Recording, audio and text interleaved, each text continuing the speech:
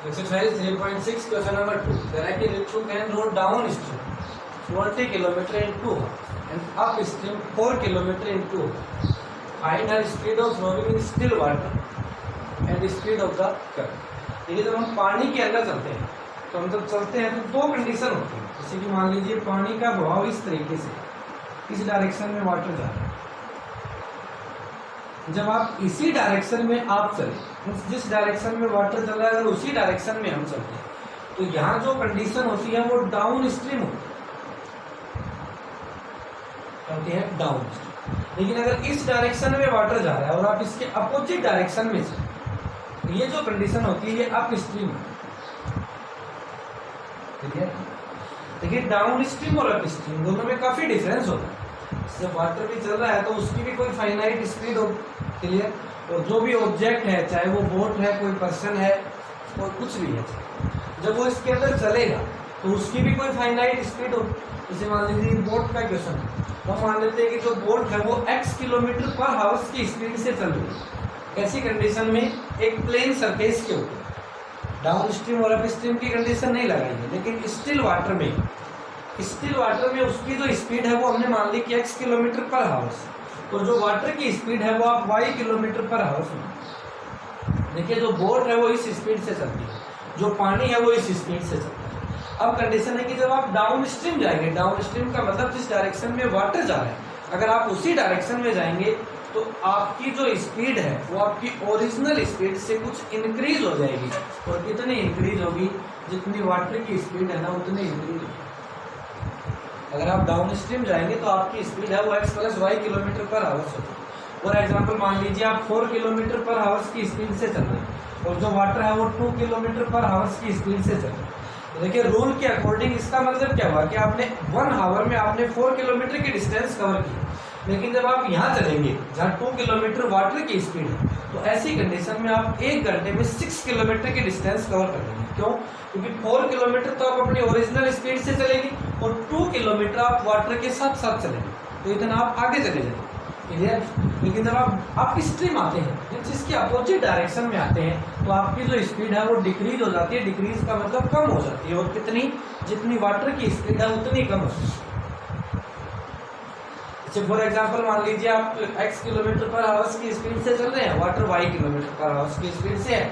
जब आप स्ट्रीम जाएंगे तो x माइनस हो, मतलब 4 और 2 वाली कंडीशन लगाओगे तो इसमें तो आपने 1 आवर में 6 किलोमीटर की डिस्टेंस कवर की, लेकिन आप स्ट्रीम में आप केवल 2 किलोमीटर की ही डिस्टेंस कवर कर पाएंगे। ऐसा क्यों? क्योंकि जब अपोजिट डायरेक्शन में चलेंगे तो हम हमारी ओरिजिनल स्पीड से 4 किलोमीटर की डिस्टेंस कवर करेंगे, लेकिन जो ओरिजिनल स्पीड से जब आप 4 किलोमीटर की डिस्टेंस कवर करोगे उसके साथ साथ जब आप 1 घंटे तक चलेंगे तो 2 किलोमीटर आपको वाटर पीछे करना, मीन्स इतनी स्पीड हमारी आपस में कैंसिल हो जाएगी। 2 किलोमीटर पर आवर्स की स्पीड से वाटर चल रहा है और 4 किलोमीटर पर आवर्स की स्पीड से हम चल रहे हैं, तो होना क्या चाहिए कि हम 1 घंटे में 4 किलोमीटर की डिस्टेंस कवर करें। लेकिन अगर अप स्ट्रीम है तो हम 2 किलोमीटर की डिस्टेंस कवर कर पाते हैं, क्योंकि वाटर की स्पीड कितनी है? 2 किलोमीटर पर आवर्स। इतना ये हमें पीछे कर देता है, इतनी हमारी स्पीड को ये कैंसिल कर, क्लियर। शायद ऐसा आपने भी देखा होगा जब हम एयर जब चलती है, अगर एयर इस डायरेक्शन में चल रही है और हमें भी इसी डायरेक्शन में चलना हो तो शायद हमें चलने में आसानी होगी और हम जो हमारी ओरिजिनल स्पीड है उससे भी कुछ ज़्यादा डिस्टेंस कवर कर पाते हैं। लेकिन अगर इसके अपोजिट डायरेक्शन में हमें चलना है तो शायद हम चल नहीं पाते हैं, चलने में परेशानी भी होती है और जितने डिस्टेंस हमें कवर करनी हो उतने डिस्टेंस हम कवर भी नहीं कर पाते हैं। तो सेम वही कंडीशन वाटर के अंदर होती है। ये दोनों तरह के क्वेश्चन आते हैं, वाटर की जगह एयर का भी नाम ले सकते हैं, क्लियर। तो यहाँ 2 तरह की स्पीड होगी, एक तो जो भी आपको दे रखा है ऑब्जेक्ट में, वाटर दे रखा है, क्या दे रखा है उसकी स्पीड, एक बोट है या कोई पर्सन है उसकी स्पीड, दोनों अलग अलग स्पीड होंगी, दोनों आपको मान लेंगे। देखिए यहाँ कह रहा है कि Ritu can row downstream, it means वो डाउन स्ट्रीम जाती है। डाउन स्ट्रीम का मतलब जिस डायरेक्शन में वाटर है वो उसी डायरेक्शन में जाती है। 20 किलोमीटर इन 2 आवर्स, तो 2 घंटे में 20 किलोमीटर की डिस्टेंस कवर कर लेते हैं। And up stream 4 kilometre in 2 hours, तो जब अपोजिट डायरेक्शन में जाती है तो 2 आवर्स में केवल 4 किलोमीटर की डिस्टेंस कवर करता है।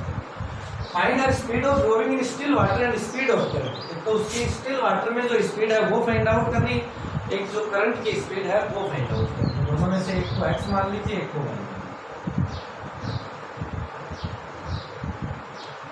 And speed of current is equal to x kilometre per. So speed in still water is equal to x kilometre पर।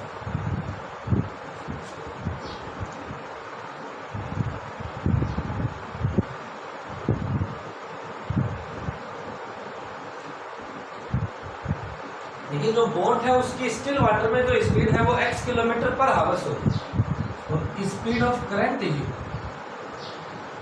इसको y किलोमीटर। अब वो दो कंडीशन में चलती है, एक बार अप स्ट्रीम एक बार डाउन स्ट्रीम, तो दोनों स्पीड निकाल, स्पीड डाउन स्ट्रीम। देखिए डाउन स्ट्रीम में क्या बताया था कि दोनों स्पीड प्लस होंगी, तो it means x plus y kilometre पर। क्लियर? स्पीड अप स्ट्रीम, अब स्ट्रीम में क्या बताया था, दोनों स्पीड माइनस होगी,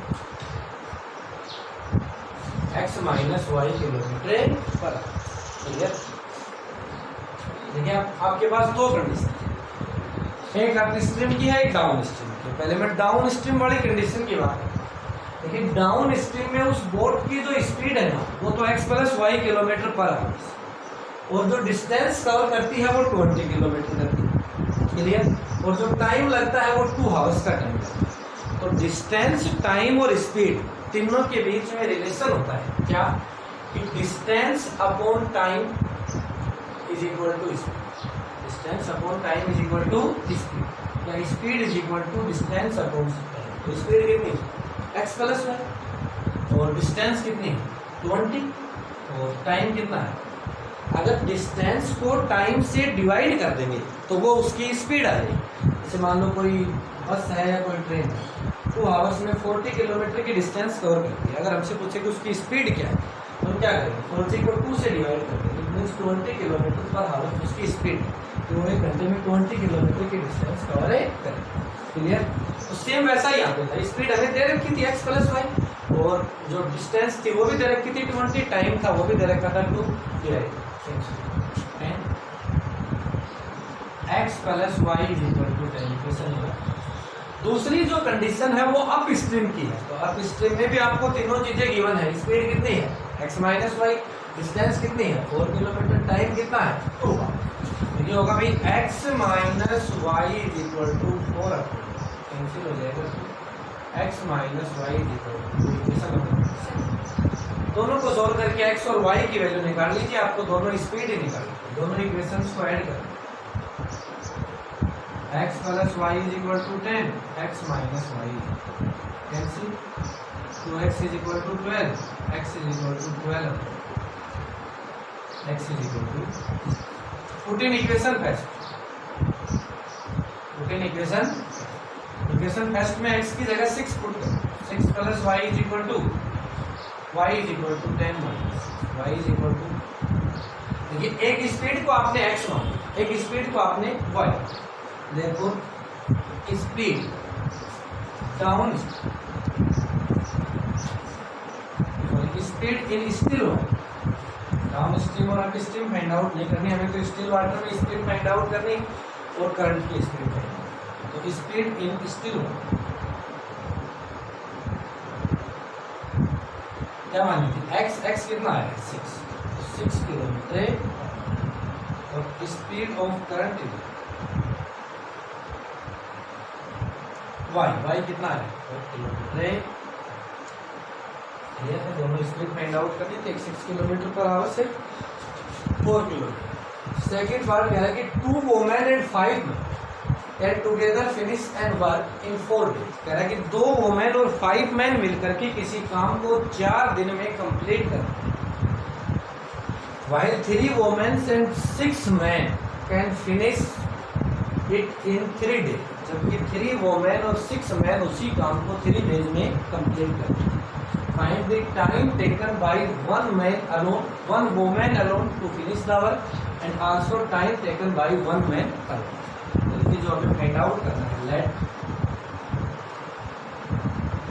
time taken by 1 women alone to finish the,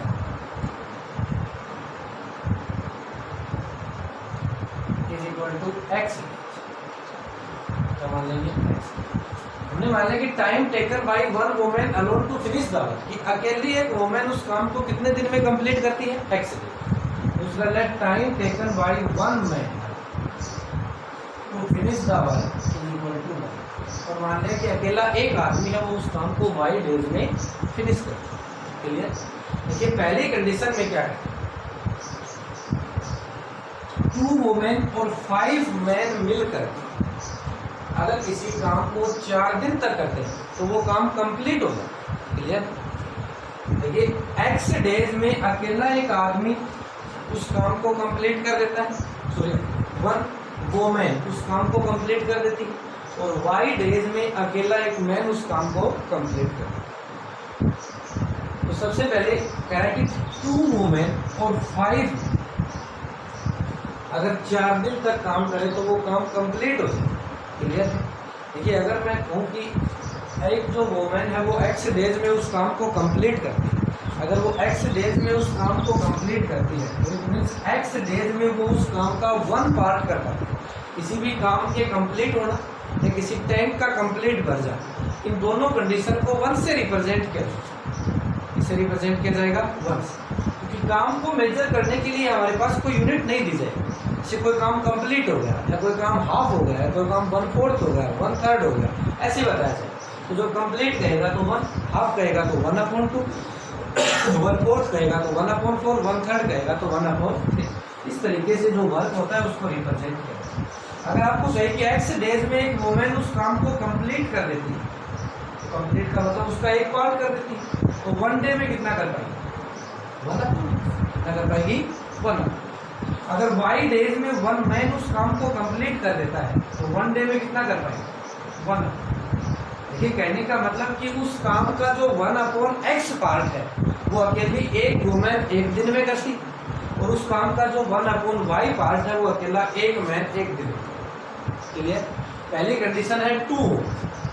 ये मैं यहाँ पे जो एक दिन का काम हमने फाइंड आउट किया है, जो 1 डे का वर्क आपने फाइंड आउट किया वो 1/x क्या है, 1/।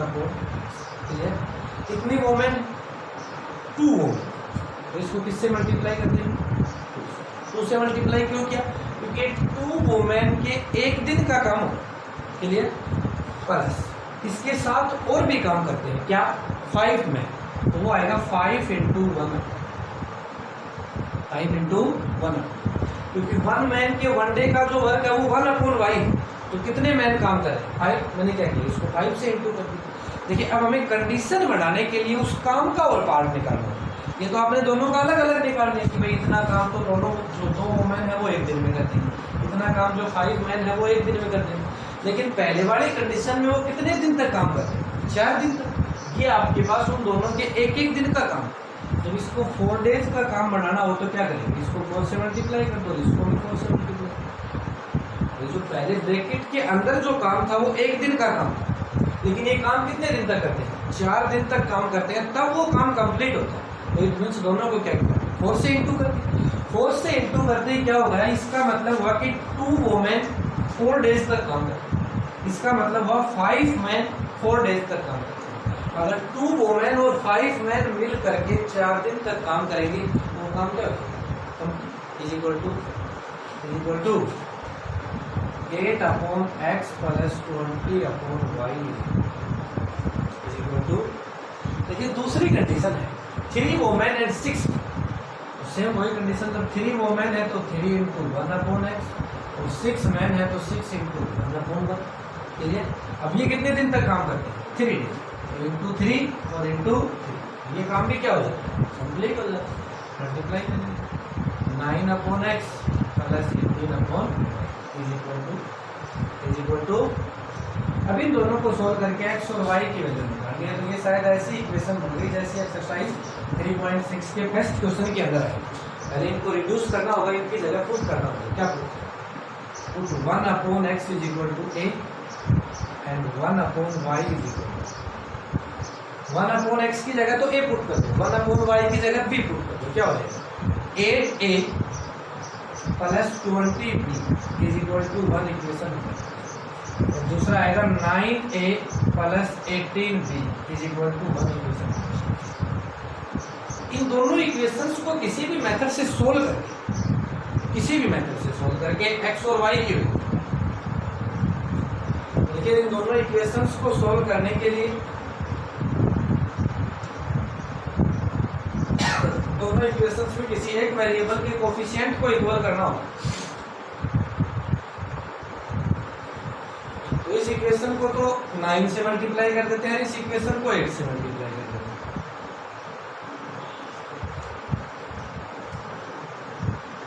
और दोनों को माइनस कर, इसको 9 से मल्टीप्लाई कर,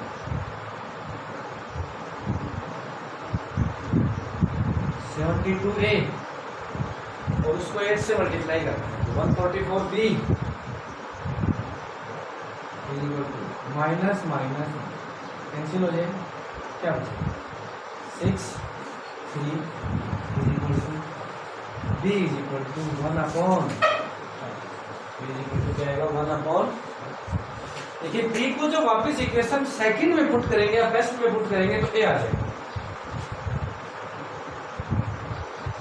इक्वेशन से 9a प्लस 18b, b कितना है 1 अपॉन, कैंसिल हो जाएगा 9a इज इक्वल टू 1, ये 1 अपॉन 2 साइड जाएगा तो माइनस, तो 9a is equal to LCM 2 minus 9a is equal to 1 upon, तो क्या आएगा a is equal to 1 upon 2 into is equal to 1 upon 8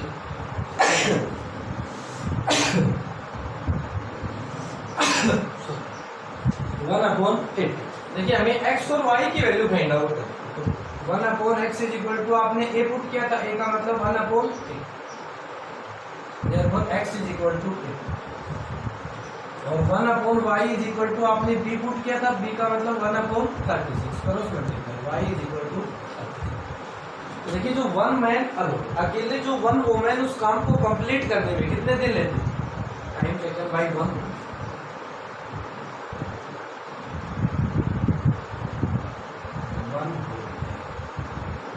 क्या मान रखा था x डेज, x कितना है 8,